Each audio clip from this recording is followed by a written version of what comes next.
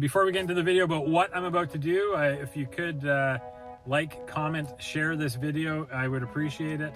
I think what the journey I'm about to embark on is going to be interesting for some people. I know the last time it was, so now onto the video.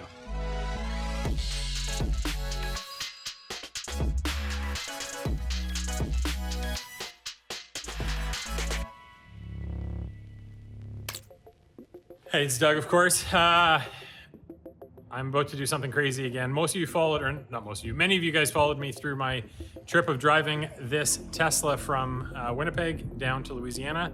I am taking it back. We will be selling this Tesla in Canada. We're returning it back up there, and I'm actually going to be ordering a brand new one, taking advantage of the US tax credits. If you did follow me last time, obviously it was in the fall, it was warmer weather, especially as I got down south. So in the colder weather, your EV is going to lose range. I have no clue how bad this adventure is going to be with range and how much I'm going to lose as I go further north, but we're about to find out. I also am taking a little bit different of a route that's about an hour longer than I did on the way down. It will go up I-55 through Jackson, Mississippi, up to Memphis, Tennessee, and then St. Louis for a couple of reasons. The drive, I find, over there is a little bit nicer than going through some of the smaller cities that you end up into North Louisiana, into Texarkana, and through Arkansas. It's a lot more highway driving, nicer rest stops if I am going to stop. Plus, I did just film the entire trip coming down that other route, so it would be nice to show you guys some different stops and where the charging stations are, and if I find any differences that way. So I guess before we hop inside, I will show you the adapter. So obviously the Tesla charger looks like that, and this will plug right into there, and then the DC fast charger will go into there. I do have an adapter for the stage 2 is this little guy. Fortunate for me, this is an all-wheel drive car. The tires are pretty new, even though EVs do burn through tires quite a bit. I haven't driven this car all that much other than the trip down. And yeah, so we're gonna see what it's like. I am excited. The other crappy thing I just want to mention is I didn't anticipate driving back up this winter. I figured I'd be flying. So my winter coat is in Canada. My winter boots are in Canada. I've got 4 layers on right now. I've got a kind of a spring jacket. I did buy a pair of winter gloves on Amazon the other day, and I do have my beautiful Saints toque that my brother Jake got me for Christmas. So yeah, it's going to be an adventure. Hope you enjoy the journey.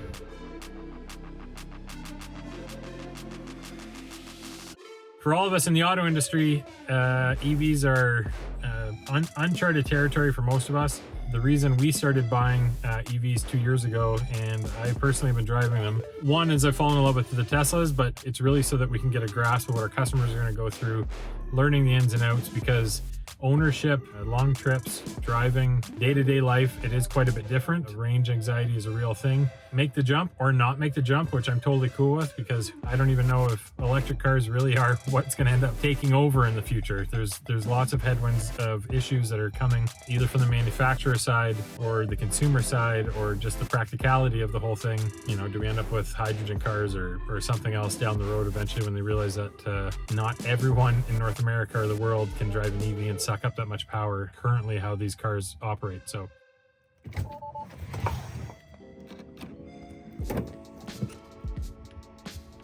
uh-oh, black cat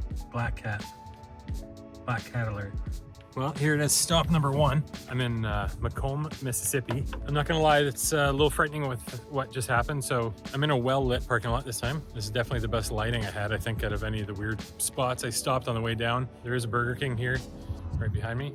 I don't even know what time it is, but everything is pretty much closed. The scary part to what's going on, the car did start preconditioning the battery with about 52 miles to go, it looked like. So it said I had 260 miles of range. The charging station was going to be 153 miles away. So I should have got here with 107 miles of range left. I got here with 35 miles of range left, which means 72 miles of range totally disappeared on me. Yeah, that's a little frightening. I think it said I'm going to be here for 45 minutes. That's another interesting thing. On the way down, most of my stops were 10, 15, 20-minute charges.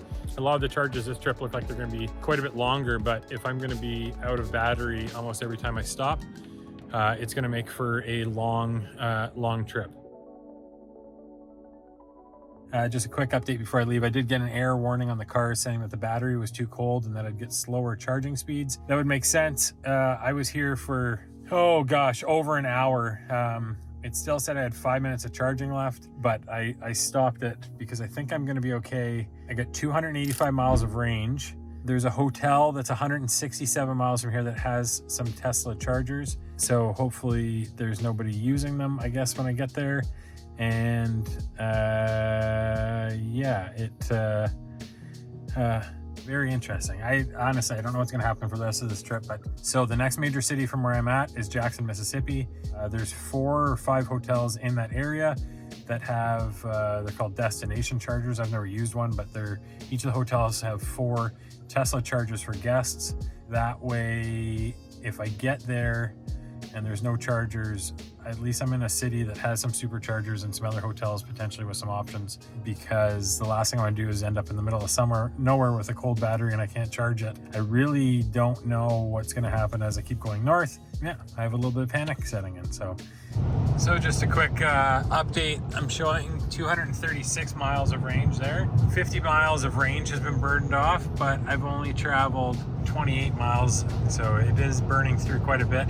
Now, the temperature is 34 degrees Fahrenheit, so we're almost at freezing temperatures. It is obviously going to get colder from here going up. Tomorrow it does warm up, but as I get further north, I mean, this would be a smoking hot day up in Minnesota and Canada. So something just, it's going to be interesting as we keep going here.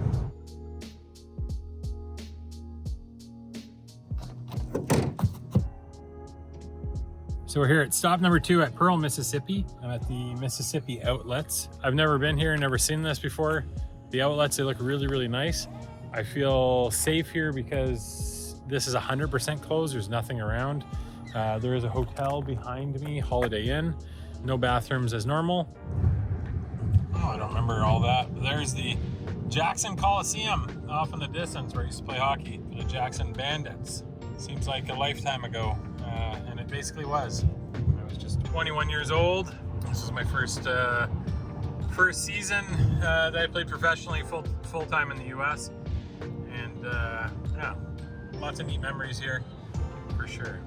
So I am stopping for the night. It is 3:09 in the morning. Actually, a nice hotel, Courtyard Marriott. So it's nice. I did run into an interesting guy at the gas station. He proceeded to tell me that electric vehicles are going to end up in the Supreme Court over domestic violence at charging stations. And how is it fair that people live on 3rd floors of apartment buildings and they can't charge their cars? I think he said something about no one's going to take away his gas vehicle. It was a nice Honda Civic. I think it was an SI. It is interesting how people view electric vehicles. Lots of people always want to talk about them. The only other thing I want to mention, my friend Vilma sent me a really nice message and said, hey, be careful because people are getting murdered every day in Jackson. So I think, Vilma, you should go work for the travel and tourism of Jackson, Mississippi. But I did go a little bit further north. I knew Ridgeland was a nice area. This is a quiet area. I think it's like a, business park or something, but the hotel's nice. Yeah, 3 in the morning. I don't know how long I'm gonna sleep. Hopefully about 6 hours, maybe get up at 9 just before the breakfast closes and get down on the road. As you can see, my breath, you can see it, so it's right around freezing. It's about 32 degrees or 0 Celsius. Thanks for following along. Catch up with you guys in the morning. What? 2:27? Well, good morning from Madison, Mississippi. So interestingly enough, when I pulled up to the front desk to check in last night, it said 32 in the car. When I parked it last night, this morning when I checked it, it was 40 degrees and the car had actually picked up 5 miles of range. The vehicle is in the sun currently. There's a shadow right here, watch. So I don't know if it has something to do with the car is a little warmer and it is sitting in the direct sun. No clue, but it looks like I picked up a little bit of range. Some of you may not know that Tesla has these keys. The door will open and then there's a spot right by the center armrest that you tap the key and it will start the car. The other option you have is you can sync up these keys to the app on your phone. So that's what I do. I have my phone, and when I walk up, as long as the app's turned on my phone, the doors will open, the car will start when I get in it. Last night, when I was leaving, I stopped about 15 minutes from home to get some food, and as I was eating the food, I realized, hey, I forgot the keys to the car. And I thought, well, I'll just get my wife to mail me the keys. And then I remembered there was one time last year, it was a colder day. I took my son to get a haircut in the morning. I guess my phone didn't charge properly overnight and we were in getting the haircut. Sure enough, my phone dies and we were stuck there. I ended up having to borrow someone's charger till my phone would turn on. And we sat there for almost, 20 minutes before I got any kind of charge on my phone to be able to turn it back on, and then I could leave. Obviously with some cold weather coming up and you never want to do something stupid like that, I did turn back and go get the keys for the car instead of having her mail me the keys up. So I'm getting on the road. I had a little bit over 5 hours of sleep. I'm going to try to get as much of the drive done today during daylight hours, as it is going to be getting colder the further north I go, and I don't want to run into this, range issue and being stuck in the middle of the night somewhere. So this is stop number 4 of the journey. I am in Grenada, Mississippi. Here's where the chargers are. So they do have some drive-ins with the back ends. Anyway, so I've been posting these videos on Facebook and as well as YouTube Shorts. I had a comment on the YouTube Shorts last night. He said, hey, don't watch your mileage range, watch your percentage, which is what I did all the way down in the fall. I only watched or cared about what the percentage of my battery was. So I switched it. I checked it this time on this last trip. I should have got here with about 125 miles of range. I got here with about 80. So that's a 45-mile range loss compared to what it said. However, when I looked at the percentages, it was basically bang on. I'd actually picked up a few percentages of when it told me it would be here. So it said I'd be here, I think originally when I left at 20%, and I got here with about 24, 25% battery. So, if you're used to using your cell phone, obviously, if you have 20% battery, you know what that means and how much time roughly you can use your phone for. When you're used to driving a car and you look at the gas tank, you've got your range, depending on how fast you're going. I'm sure it's very similar, but anyways, it's just an interesting perspective. The temperature's warmed up, so it's a little bit over 50 degrees now. Hopefully that helps with the range for a little bit for the rest of the day. We'll see how it goes, but it does look like I'm stopping every hour and a half at this point, which is gonna make for an excruciatingly long trip. We will continue on until the next stop. So here it is. Another one of my rinks I played in here in South Haven, Mississippi for the Memphis River Kings. They eventually moved to South Haven, but we're still called the Memphis River Kings when I played there, and then they did switch to the Mississippi River Kings, I think the following year or the year after.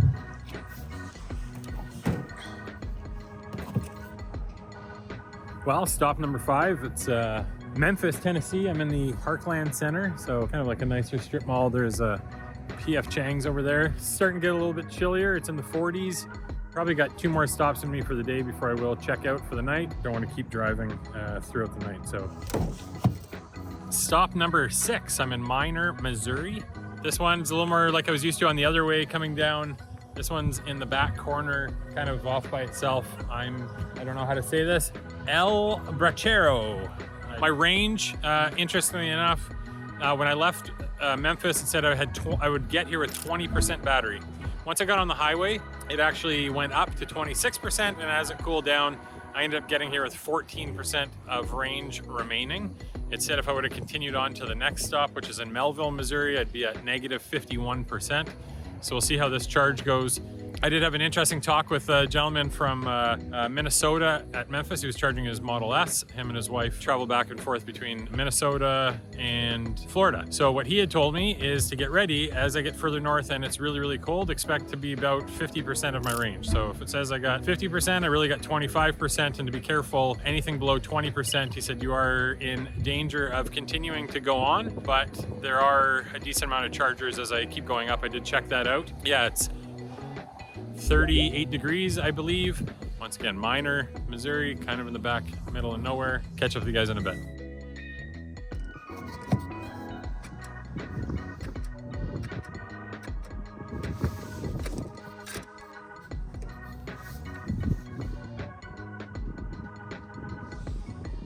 Melville, Missouri. Got some Teslas over here. There's a bunch of chargers. 42 degrees. Yeah, feeling good. Car's doing good. My last charge actually charged quite a bit quicker than any of the other ones. I don't know if because I've been driving it all day. This is a weird area though, as you can see, and the mall is closed. So there's no bathrooms, no garbage cans, no nothing. Well, I made it to St. Louis. I'm at the Residence Inn by Marriott. A little chilly. Yeah, actually it's windy. It's 42 degrees, so car's got 72% battery. Tomorrow is going to be an interesting day as it gets colder.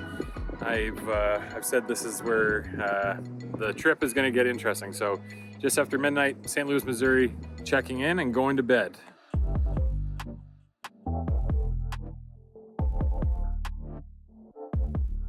Good morning from St. Louis. So this is continuation of stop number 8. Had a pretty good night's sleep. Didn't get to bed till a little bit after probably 1:30. Oddly enough, the last 2 hotels I've been to, the TVs didn't work. So when I checked in last night, I got into the hotel room and every wire was unplugged from the TV, and I could never, once I plugged everything in, I could never get it to turn on. But overall, it was a good sleep. So today is Sunday. My battery range was 72% when I checked in last night. This morning, it's at 69%. So I did lose 3% of range overnight. Yeah, it's a late start. It's just after 10 o'clock. I got breakfast and had a good shower, and I do feel much more rested than I did yesterday. I have to try to make it back to Winnipeg tonight. That means kind of that dangerous stretch, which I believe will be the more dangerous stretch, is that Grand Forks. That gentleman is in my head a little bit with what he said, where it'll be 50% of whatever I see. So looking forward to this to be over, to be honest. This seems like a much longer trip, and then obviously when it's chillier outside, it's not as fun getting out at stops. And I still don't have obviously any of my winter clothes. So I have three layers. I have a t-shirt, a long sleeve t-shirt, and a sweater, and then this jacket. I only have ankle socks with me, which was another stupid thing, and then I've got running shoes and a pair of thin jeans. So I've had a few interesting talks with some people. You know, one thing about driving a Tesla, everyone wants to talk to you about it, good or bad. You know, these charging stations are getting quite a lot more popular, obviously, with more people driving Teslas. A lot of people, like tons of people, are super anti-EV. You know, I'd never get an electric car. You know, they never get it. Now, part of it comes from fear, right? Because they don't understand it. There's a lot of misinformation about owning an EV, driving an EV. I've admitted in the past that I said dumb stuff about Tesla before I ever drove one. You know, I'd heard all the negative stuff, and a lot of it I just regurgitated without ever really having to drive one. And that's why we started buying them at Ride Time as a company, just so that we could understand them for customers. But I really do love it. Other than these, you know, these longer trips are a little inconvenient. I don't see at this point how everybody in America or Canada drives an EV. Number one, they don't really work all that great in the cold weather, which we're about to find out very briefly as I'm going up here. But I know there's been talk that Musk is going to open up his charging network to other vehicles.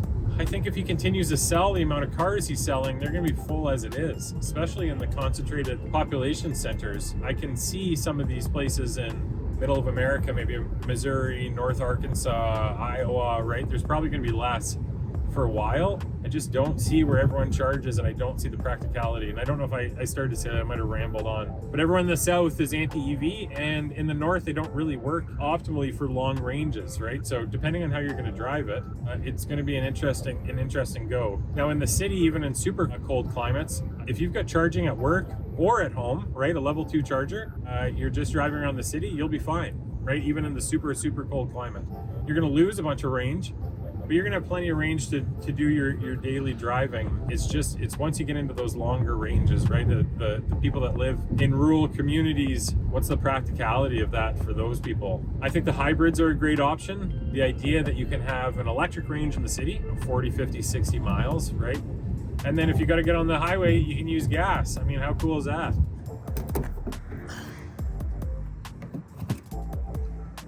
So I'm in Hannibal, Missouri. This is stop number 9. There's over there, there's a drive-in and a drive-in charger at the end. Then there's a bunch of these back ends. I'm at a Casey's gas station. It said I'd get here with 15% of range. I got here with 18%, so I picked up 3%. And the temperature is warmed up 6 degrees, so it's 54 degrees. I'm gonna enjoy the sun and not have to wear my coat. This is probably gonna be one of my last stops where I can do that. You know, this is a neat little town. Lots of traffic, there's lots going on. Yeah, the one thing that I've noticed going through Central America over the last couple of years is, you know, there's lots of closed businesses, lots of boarded up businesses. It definitely makes me sad because it wasn't always like that for sure. You'd end up in these small towns and it would be just like this one, right? This is there's lots going on here. But there are a lot of places that you end up now where all the businesses have closed up. So as a business owner and you know how important small businesses are to local communities, it really bums me out to see shut down gas stations and boarded up stores. So drive's been going good. Gonna pick up some lunch, post some of these videos, reply to some of the comments, and stop number 9, Hannibal, Missouri. Catch up with you guys in the next one. Wowzers, was that a little too close for comfort? I got here with 6% battery. So to get to Rochester, Minnesota, it said I'll be at -83. So I'm gonna need almost a full battery again, but the temperature has dropped, so we'll see what happens. Well, I made it stop number 10. I'm in Cedar Rapids, Iowa. So in Hannibal, I did a quick look because one of my fears coming into this whole trip was if I get to a stop and the car is going to direct me, I'm kind of in the middle of nowhere. What happens if it gets really cold and my battery quickly drops? So when I left Hannibal, it said I would get here to Cedar Rapids with 20% battery. In Hannibal is 55 degrees. Now that I'm here in Cedar Rapids, it's dropped 18 degrees. It's down to 37 degrees Fahrenheit, so I'm a little bit over freezing. And guess what? Instead of having 20% range when I got here, it had 5% range. I had looked before I left Hannibal, and there's actually 3 charging stations, Tesla superchargers, between Hannibal and this stop. So I remember quite frequently on the drive on the way down, because I think I was probably going a little bit quicker than I am now. I've been conscious of my speed, that when I got, it would reroute me to another charging station that was a little bit closer because I was burning through too much energy. This one didn't. Things are going to start playing a factor in general. The temperature outside for the battery is going to kill the range. Things like running heat in your car are going to kill your range. So as it gets colder and you need the heat, who knows what's going to happen. But this is stop number 10. Unfortunately, the other thing that's been dragging me on these stops, this is a 55-minute charge. So I only had that one really long charge on the way down in Texarkana. Everything else was like 15, 20, 25 minutes tops. But now everything's 40 minutes plus almost. Yeah, the likelihood of me making it back tonight are becoming much more slim. It's looking like I'm gonna get into Grand Forks by like 3 in the morning. If I do have, if I'm wide awake, I will push through, try to get to Winnipeg, but I run into the same boat where if I do end up to trouble with the battery and it gets too cold and everything's closed, it could end up making for a shitty experience for sure, to say the least. So this could be a defining moment in my trip. I don't know if it will come down to it. It was showing it was going to have 10% battery when I got there. It had peaked as high as showing 27%, and now it's showing 22%. So I've done pretty good timing. The speed limit looks like it's going to be lower here. I should go through a lot less battery, and I'm assuming that's why it's still allowing me to go this way. We'll see how it goes. There's no real chargers anywhere around this direction. Oh, and look, the speed limit's going down to 45. So, yeah, we'll see how it goes. Yeah, I'm back to being a little bit nervous. This is where I'm at. I'm in the middle of farmers' fields. Temperature has dropped, so now we're at 27 degrees Fahrenheit, right there. My comfy cushion of up to 22, now we're down to 15% of range. I have 71% of current range to go 112 miles. Yeah, hopefully I make it. If you do the math, if this rated over 300, let's say that's a third of the range, and I have just under 3/4 of battery. So even if you do the 50%, I still end up being over to get there, but we will see how this plays out. Quick update here, driving through the middle of nowhere. How many supercharging stations do you guys see or think are around here? We've got a little over 100 miles to go, and the temperature has dropped to 26 degrees Fahrenheit. I really hope that I don't end up needing a tow truck. Well, I am a little bit nervous. It says I'm 90 miles away. I'm gonna get there at 12% battery, and I currently have 60% battery left. The problem is it's down to 23 degrees Fahrenheit. I did dim the light on the display. I tried turning off the heat for a while, but it was pretty chilly. So we'll see how it goes here. 56% battery left. It says I'll get there with 11%, and I got 82 miles to go. 35% battery left. It says I'm gonna get there with 8% of battery, and I've got 43 more miles to go here. Yeah. I just hit 20% range left. It says I'll still get there with 8, which is good, and I got 21 miles to go. So it looks like I am going to make it. It's been cold. I've been turning the AC or the heat on and off. I got it at 68 right now, so like a little bit of airflow, but ooh, that was looking scary for a bit.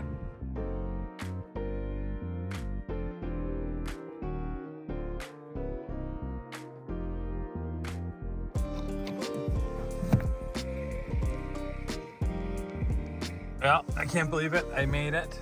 24 degrees Fahrenheit, 7% range left. So yeah, that was an exciting drive.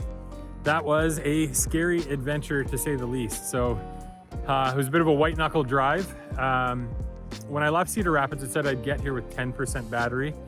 From what I had heard, 10%, anything below 20 was danger zone. There was a point where I was going to start heading north, and I'd already looked ahead. There was no chargers, nothing really available for me to, if things got bad, for anywhere to go. I didn't realize I'd be going into basically farmers' fields in the middle of, really, middle of nowhere. So just before I headed north, I could have went, I think it was about 15 miles west, and there was another supercharger. But at that point, just before I made the turn up, I had gone from what it said I'd get here with 10% range all the way up to, I had said I was going to get here with 27% range. I said, man, I really don't have to go out of the way. I'm going to be fine. As I headed north into the farmers' fields, it started getting colder and colder. It dropped to 17 degrees Fahrenheit, but what it said I was going to get here at started dropping. So I went from 26, 27, all the way down to 9%. Once it got down to like 11, panic really started to set in, and I turned off the heat because I'd read that heat will consume it. So I turned off the heat in the car. I unplugged my phone. I went old school, just like an iPhone. I turned down the brightness of my screen in the car, all to conserve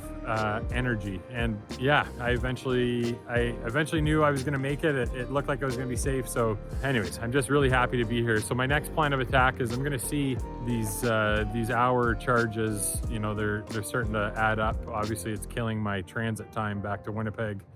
I don't see a chance that I am going to make it, even though I will if I'm awake. Give it my best shot, but I got to get over to somewhere that's probably a little bit safer with more charging stations. Anyways, as you can see, I'm pretty excited I made it. That was nerve-wracking. All the businesses were closed. I didn't know if I'd find a tow company. Anyways, I'm here. Stop number 11, Rochester, Minnesota. Catch up with you guys at the next stop.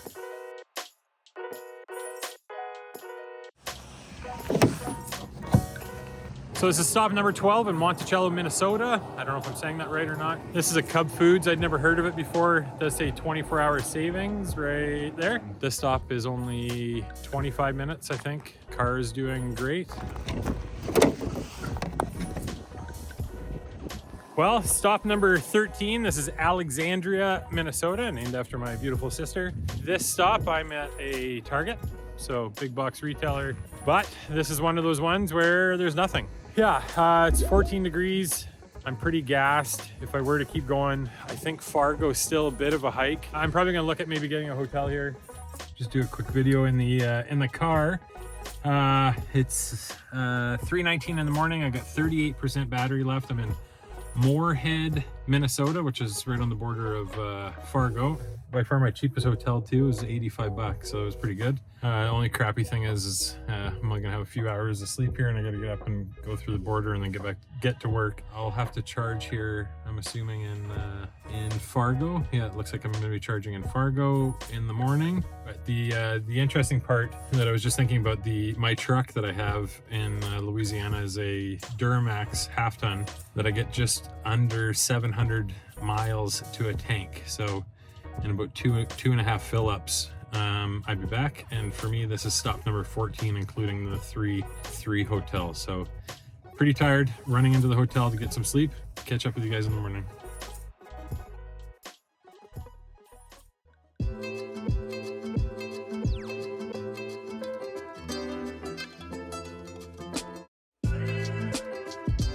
Stop number 14, Moorhead, Minnesota. It's just after 9 a.m. I did, as you know, got to the hotel just about 3:30ish. I didn't fall asleep till about 4 in the morning. I tried getting up a little bit earlier at 7:45. My first alarm went off, but yeah, it's tough to wake up. I can taste the finish line.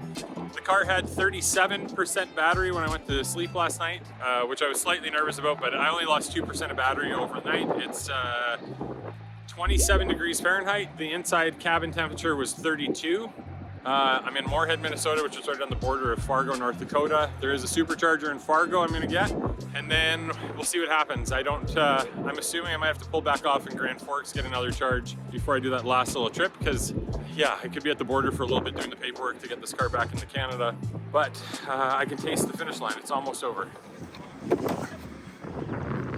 Stop number 15, Fargo, North Dakota. Casey's gas station over here, and then way on the backside there is a McDonald's. It's pretty chilly. This is a quick 15-minute charge. This is stop number 16. I'm in Grand Forks, North Dakota. This is nice, and again for other EVs, there's some charge point chargers. This is a big box retail location, so there's a Target over there. There's an Arby's back there, a Best Buy beside me. Yeah, there's a bunch of things around here. I can't see some of it for the beautiful snow hill, so I guess you could go skiing. Well, I did it. I'm in Canada, so not much of a delay at the border. For those of you who probably don't know, you have to go into the US side, but you actually have to have your US title at customs for 72 hours before you cross. And then you take your original title in, the original bill of sale, and this customs form from your broker. And then they look it over, confirm everything's good. The US side will stamp it. And then you drive over to the Canadian side. There's another form that you give them with the title and the bill of sale, and then they stamp their form. Sometimes they'll bring you in and ask you questions. In about 3 hours, I'm gonna get an email from RIV, the Registered Importer Vehicle of Canada, and then I have to take this car for a government inspection. If it was an American car, there's certain things like daytime running lights and your odometer. Those things all have to be configured and changed. Anyways, any Canadian tire can get that inspection done. It's pretty quick. And it will be super quick considering this is a Canadian car and nothing was changed. So I am back in Canada. It's been a heck of a journey. Catch you guys in a bit.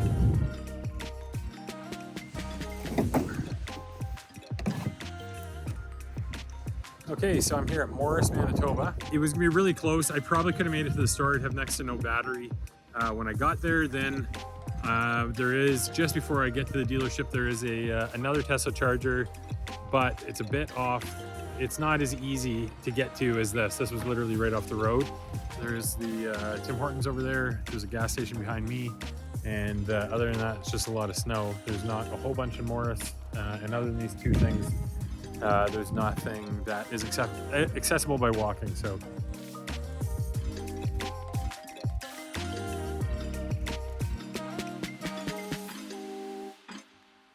stop number 18, this is the final stop. It's 4:20 in the afternoon on Monday. So, God, it took me a long time. I left Friday night.